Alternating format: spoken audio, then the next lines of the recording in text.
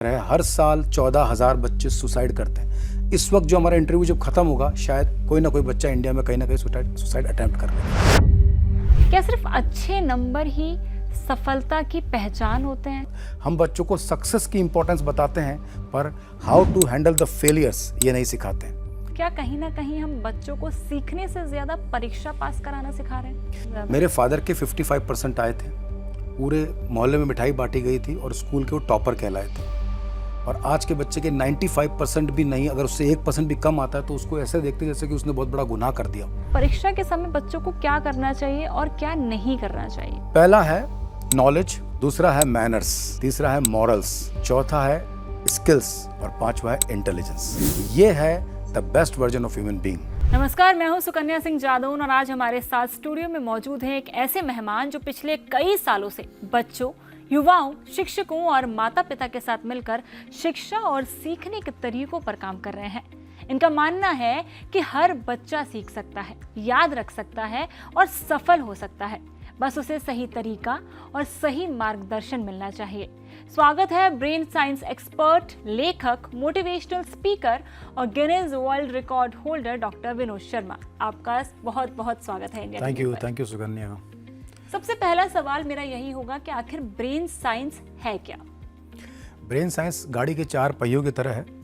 जैसे गाड़ी में 4 पहिए होते हैं, अगर आपकी गाड़ी का एक टायर पंचर हो जाए तो आप पहले पंचर ठीक कराओगे या पंचर गाड़ी चलाते रहोगे?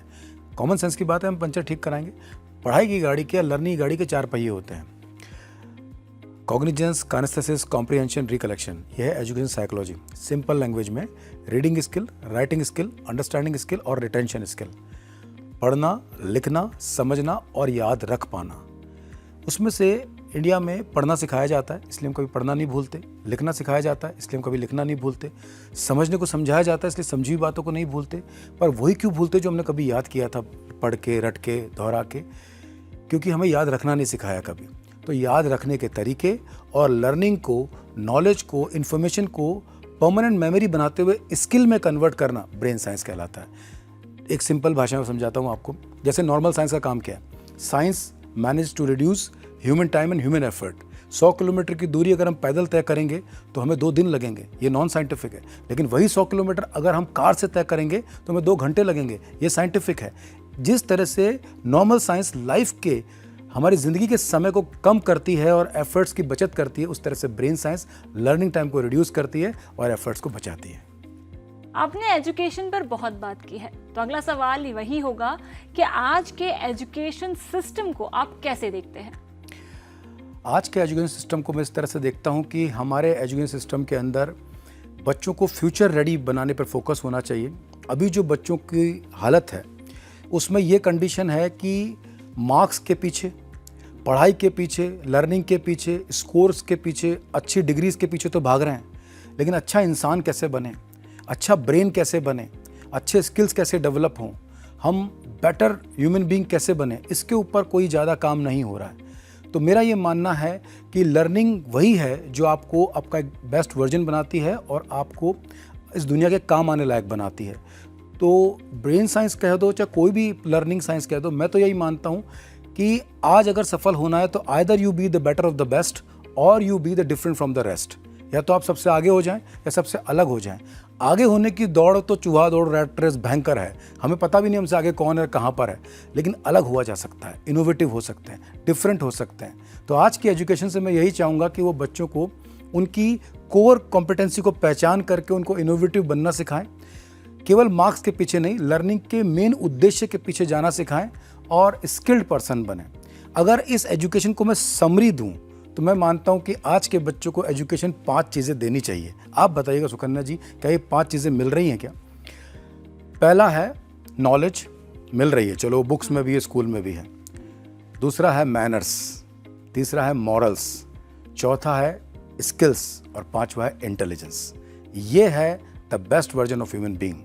लेकिन हमें सिर्फ नॉलेज मिल रही है जिसे भी हम रट रटा के याद करते हैं और मार्क्स आने के बाद भूल जाते हैं। कि आपको याद है बचपन में आपने 9, 10, 11, 12 में कौन से आंसर लिखे थे, क्या लिखा था?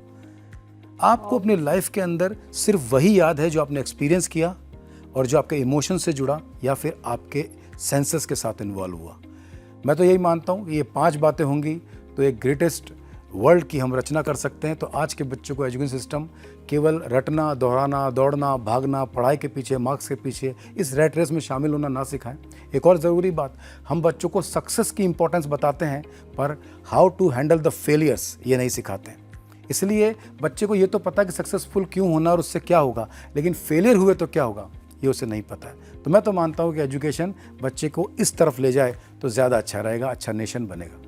जैसे कि आपने अभी एजुकेशन सिस्टम पे बात की, तो क्या कहीं ना कहीं हम बच्चों को सीखने से ज़्यादा परीक्षा पास कराना सिखा रहे हैं? यही ट्रेंड है और यही फैशन है।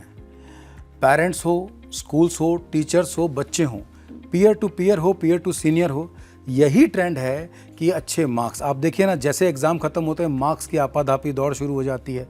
जिनके अच्छे मार्क्स आते हैं उनके फ़ोटोज़ आना स्टार्ट हो जाते हैं। हर कोचिंग सेंटर, हर ट्यूशन सेंटर क्लेम करने लगता है कि उनकी वजह से हो रहा है। उस मार्क्स से उस बच्चे की ज़िंदगी में क्या डेवलपमेंट होगा, फ्यूचर क्या होगा, वो किसी को नहीं पता है। लेकिन मार्क्स, ग्रेड्स ये तो है। हाँ, आज न्यू एजुकेशन पॉलिसी कुछ अच्छा कर रही है, स्किल्स का, क्रिटिकल थिंकिंग का डेवलपमेंट कर रही है। आई डोंट नो वो फेजेस कैसे कंप्लीट होंगे, लेकिन ये 2012 में हम सोचते थे कि बच्चों को बचपन से ही नॉलेज के साथ स्किल्स और एक इंटेलिजेंस के ऊपर फोकस होना चाहिए। तो मेरा ये मानना है कि अभी तो मार्क्स की दौड़ है और इस दौड़ से बाहर निकाल करके ज़िंदगी में एक सफल और इम्पॉर्टेंट ये है कि एक दायित्व वाला, कर्तव्य वाला इंसान बनाना ज़रूरी है। तो क्या लगता है कि आज पढ़ाई पहले के मुकाबले थोड़ा ज़्यादा डिफ़िकल्ट है, और क्या इससे बच्चों में तनाव बढ़ रहा है और वो कुछ बड़े गलत फैसले ले लेते हैं, जैसे कि अपनी ही जान ले लेना, मतलब suicide is a very very big issue? हाँ, चलो मैं आपके क्वेश्चन में ही आपका आंसर देता हूँ। आज बच्चों पर जो दबाव है, क्या आपको लगता है आज बच्चों पर पढ़ाई का तनाव, पढ़ाई का दबाव, पढ़ाई में होने वाले खर्चे और पढ़ाई में लगने वाला टाइम हमारे ज़माने से ज़्यादा है कि नहीं? मेरे फादर के 55% आए थे, पूरे मोहल्ले में मिठाई बांटी गई थी और स्कूल के वो टॉपर कहलाए थे। और आज के बच्चे के 95% भी नहीं, अगर उससे 1% भी कम आता है तो उसको ऐसे देखते जैसे कि उसने बहुत बड़ा गुनाह कर दिया। तो सिंपल मतलब यही है कि आज जो बच्चा है उस बच्चे पर प्रेशर है, और ये मैं नहीं, लैंसेट की रिपोर्ट कह रही है। 73% स्टूडेंट जो है वो एजुकेशन के स्ट्रेस में रहते हैं। 1,30,00,000 बच्चे एंटी डिप्रेसेंट पिल्स लेते हैं। लगभग आपको जान के आश्चर्य होगा, 14% आज का युवा क्राइम को अपना करियर बना रहा है, पढ़ाई लिखाई करके क्राइम कर रहा है। और ये तो रिपोर्ट्स अपने चैनल से भी आती रहती है और बहुत सारे न्यूज़पेपर में भी आती रहती है। 32% युवा नशे का शिकार है। 90% युवा अपने सपने छोड़ देता है और 34% से ज़्यादा हैंड टू माउथ है। अच्छे मार्क्स लाके, अच्छी डिग्रियाँ लाके भी उसके पास कोई काम नहीं, वो बेरोज़गार की तरह बैठा हुआ है। ये सब क्या है? ये सब उस दबाव, तनाव और एक गलत मार्गदर्शन का नतीजा है। पढ़ाई का तो मतलब यही है। शिक्षा का मतलब क्या है? व्यवहार परिवर्तनी शिक्षा। शिक्षा का मतलब है जो आपकी आंखें खोल दे, जो आपको दूर का दिखाए, जो आपको समझदार बनाए, जिससे आपको जीवन में ये पता हो आगे क्या करना है। तो दैट इज़ व्हाट मुझे ऐसा लगता है कि आज बच्चों पर अल्टीमेट प्रेशर है। हर साल 14,000 बच्चे सुसाइड करते हैं। इस वक्त जो हमारा इंटरव्यू जब ख़त्म होगा, शायद कोई ना कोई बच्चा इंडिया में कहीं ना कहीं सुसाइड अटैम्प्ट कर लेगा। तो ये रोकना चाहिए और इसका तरीका मुझे लगता है ब्रेन साइंस और साइंटिफिक मेथड्स ही हैं। क्या सिर्फ अच्छे नंबर ही सफलता की पहचान होते हैं? जैसे कई बार ऐसा होता है कि, क्योंकि कई बार हम ये देखते हैं कि बच्चों के जो मार्क्स नहीं आते, तो व्हाट इज़ द रीज़न, क्यों मार्क्स नहीं आते और क्यों हम लोग ये जस्टिफाई करने लगे कि हाँ ठीक है, अगर अच्छे नंबर आएंगे तो this is the like parameter of success today.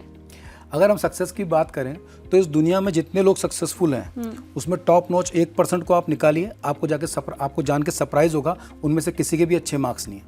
Mark Zuckerberg जो दुनिया के 90 कंट्रीज़ का ऑगमेंटेड रियलिटी और एजुकेशन का सिलेबस बना रहे हैं, नया वाला AI से रिलेटेड, उन्होंने खुद ने जब इसको बना लिया उसके बाद अपनी ग्रेजुएशन की। आप जितने भी टॉपर्स हैं अलग अलग फील्ड के, चाहे पॉलिटिक्स में हो, चाहे वो सिनेमा में हो, चाहे वो न्यूज़ में हो, चाहे वो बिजनेस में हो, आप देखोगे कि वो बहुत एवरेज स्कोरर्स रहे हैं। इवन आपको जान के सरप्राइज होगा, 95% की बात करने वाले स्कूल्स के जितने भी प्रिंसिपल्स हैं उनमें से 90% खुद के नहीं आए आज तक 95%। तो इसका मतलब ये है कि मार्क्स एक फैशन, एक ट्रेंड और एक ऐसा डायरेक्शन है जहाँ पर हमारी आज के बच्चों की दुनिया गलती से घूम गई है। और इसी वजह से ये डायरेक्शन बच्चों को असली लर्निंग, नॉलेज और इंटेलिजेंस से दूर ले जा रहा है। कई बार बच्चों को लंबे समय तक चीज़ें याद नहीं रहती, तो ऐसे में बच्चा क्या करे जिससे उसे लंबे वक्त तक चीज़ें याद रहें? खासकर वो बच्चे जो बार बार भूल जाते हैं, उन्हें आप क्या सलाह देंगे? देखिए, बच्चों की ज़िंदगी में नहीं, हर आम इंसान की ज़िंदगी में दो बड़ी समस्याएं हैं। एक तो उन्हें वक्त पर याद नहीं आता और वो भूलते रहते हैं।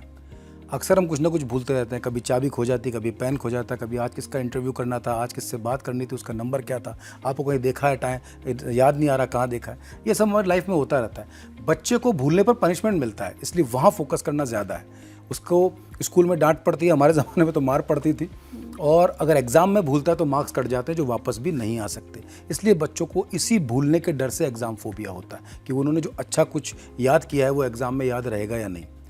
एग्ज़ाम में टाइम पर याद आना, ये कहलाता है accurate recollection, science of recollection.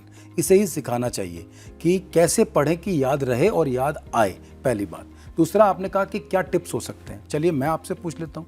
आपको शायद अपने बचपन के क्वेश्चन आंसर्स याद नहीं होंगे, जो जिस स्कूल में आपने बैठ करके कई बार उनको रट के याद किया होगा और एग्ज़ाम पास कर लिया होगा अच्छे मार्क्स से। तो इसका मतलब आपको उस दिन तक तो याद थे जब तक आप एग्ज़ाम हॉल में थे।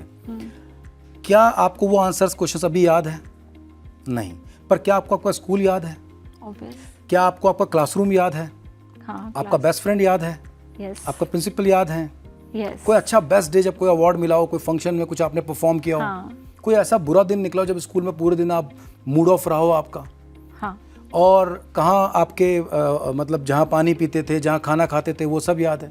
हाँ, वो मतलब सारी चीजें याद हैं क्योंकि वो सारी चीजें रिपीटेशन इनमें से ना तो आपने किसी को कहीं लिखा, ना रिवाइज किया, ना आपने रटा, पर वो आपको याद है।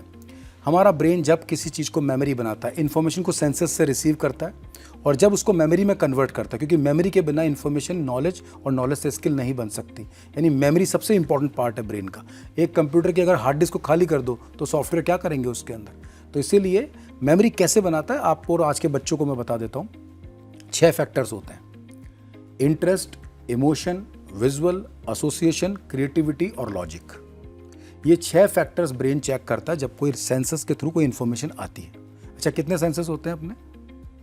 How many senses do we have? क्योंकि इन्फॉर्मेशन सेंसेस से ही आएगी। सेंस ही है, 5 senses we have learn, touch, taste, smell, audio, visual. लेकिन ब्रेन साइंस कहता है 7 senses, common sense and one more. Yes, 6 sense and common sense. और जिसके पास नहीं होता कॉमन सेंस, उसे टीचर कहती है नॉनसेंस। तो इसीलिए इन सेंसेस को कैसे इन्वॉल्व करते हैं? पहला होता है फैक्टर इंटरेस्ट। जिसमें आपका इंटरेस्ट होगा उसमें आपकी मेमोरी और नॉलेज अच्छी होगी और वो आपको ज़्यादा देर तक याद रहेगा और आपको ज़्यादा पढ़ना पसंद होगा उस पर्टिकुलर पार्ट को, चाहे पॉलिटिक्स हो, सिनेमा हो, स्पोर्ट्स हो। दूसरा है इमोशन। आपको अपने अलावा जिसका भी नंबर याद है उसके साथ आपका इमोशनल कनेक्शन है। आपको मेरा नंबर बताऊंगा याद नहीं रहेगा, आम लोगों का नहीं रहता। यानी हम इमोशंस हमारी मेमोरी और हमारी नॉलेज पे असर डालते हैं। जहाँ इमोशन है वहाँ याद रहती है चीज़ें। तीसरा आता है फैक्टर, वो है विजुअल। इंसानों की सबसे पावरफुल मेमोरी विजुअल है। 50 बार पढ़ना, 20 बार लिखना, 10 बार सुनना और 1 बार देखना एक ही मेमोरी बनाता है। इंसान देखकर याद करता है। इसलिए हम कहते हैं ना, हम देखेंगे तो विश्वास करेंगे। तो हाँ, विजुअलाइजेशन, जैसे मूवी कभी हम याद करने के लिए नहीं देखते, फिर भी याद हो जाती है क्योंकि वो विजुअल है। जिन चीज़ों को हम देखते हैं, तो पढ़ाई क्या टेक्स्ट फॉर्मेट में होती है, तो ये एक रीज़न होता है। तो अगर हम पढ़ाई को कन्वर्ट करें विजुअल में, जैसे आज स्मार्ट बोर्ड्स आ गए हैं, जैसे आज स्मार्ट लर्निंग्स आ गई हैं, तो वो एक इंपॉर्टेंट फैक्टर की तरह काम करता है। अगला फैक्टर है एसोसिएशन। ये बड़ा इंपॉर्टेंट है। कई बार देखी हुई चीज़ें भी याद नहीं रहती। घर में आपने देखा होगा, पेन खो गया, चाबी खो गई, रुमाल नहीं मिल रहा, सॉक्स एक मिल रहा है, दूसरा नहीं मिल रहा, ये होता रहता है। जबकि हमें पता है वो घर के अंदर ही है। वो तो विजुअल है ना, फिर क्यों नहीं मिल रहा, क्यों याद नहीं आ रहा कहाँ है?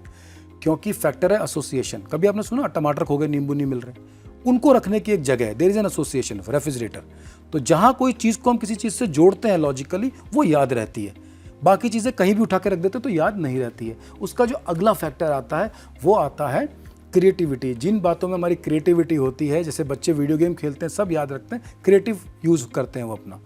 और छठा फैक्टर लॉजिक है। लॉजिक यानी जो हम स्कूलों में सीखते हैं, जैसे प्लस माइनस करना, परसेंटेज निकालना, आपको आज भी आता है, because there is a logic behind. अगर मैं इसको छोड़ देता हूँ ऊपर से तो ये नीचे जाएगा। बताइए क्यों जाएगा?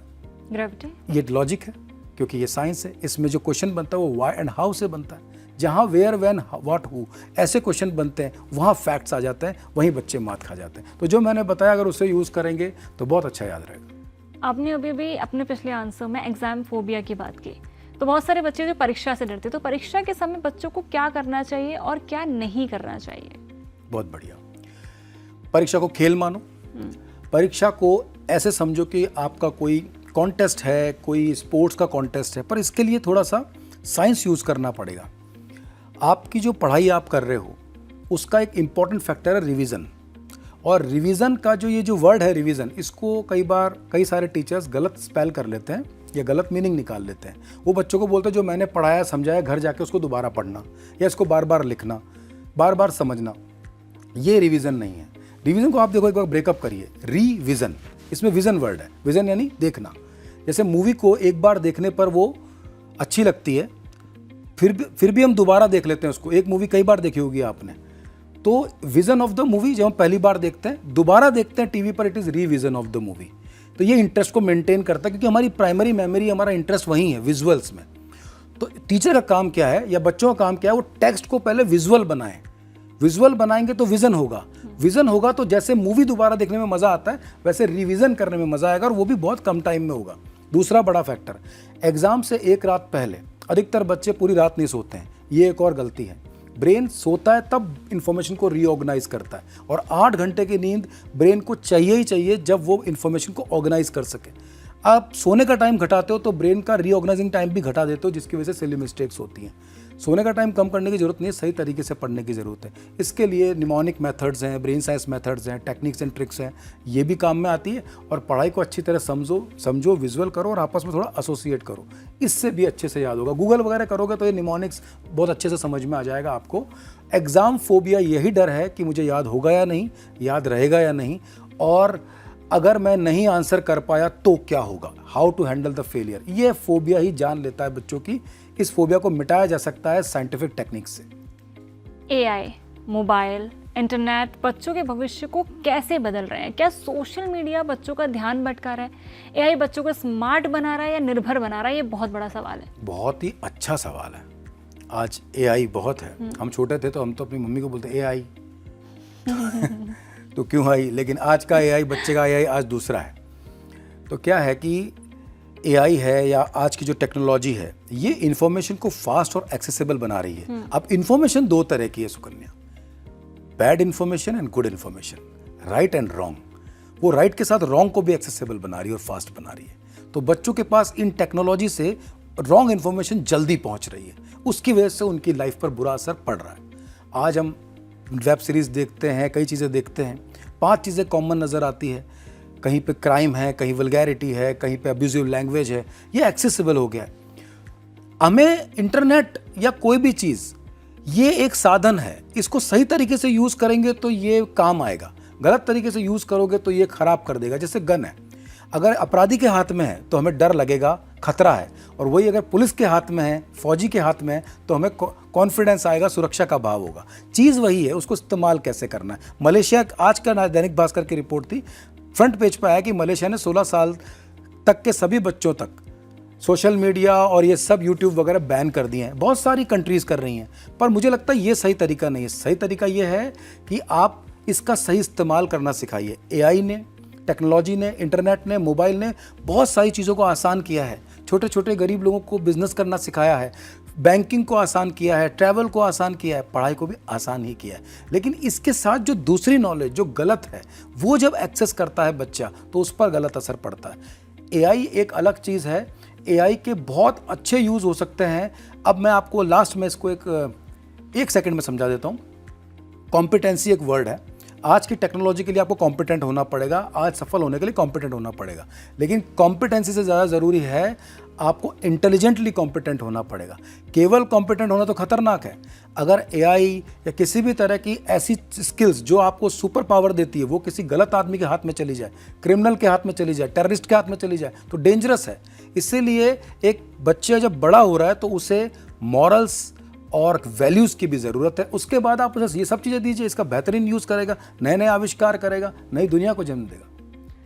अच्छी पढ़ाई हम लोग करते हैं, ज़िंदगी भर इतनी मेहनत करते हैं, मतलब मुझे लगता है कि ग्रेजुएशन, कॉलेज, उसके बाद फिर हम नौकरी की तरफ जाते हैं। पर कई बार ऐसा होता है कि यंगस्टर्स को नौकरी नहीं मिलती, ठीक है, यंगस्टर्स उसकी वजह से बहुत ज़्यादा परेशान रहते हैं। और एक और बड़ा सवाल ये आता है कि मैंने एक और चीज़ देखी है कि मेंटली जो आपका ट्रॉमा होता है वो बहुत ज़्यादा हो जाता है। आई हैव सीन पेरेंट्स जब वो एक बच्चे को अपने बच्चे से कंपेयर करने लग जाते हैं, या फिर वो ये करते हैं कि देखो उसका बेटा ये कर रहा है, देखो उसके बेटे ने इतनी अच्छी नौकरी मिल गई बहुत ज़्यादा उसको, है ये उसकी बेटी को देखो वो बढ़िया कर रही है अपने करियर में, उसकी शादी हो गई, उसका ये।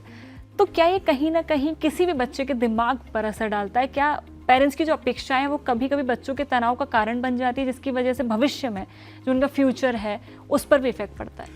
बच्चा तनाव में, उससे ज़्यादा तनाव में तो पेरेंट्स ही हैं।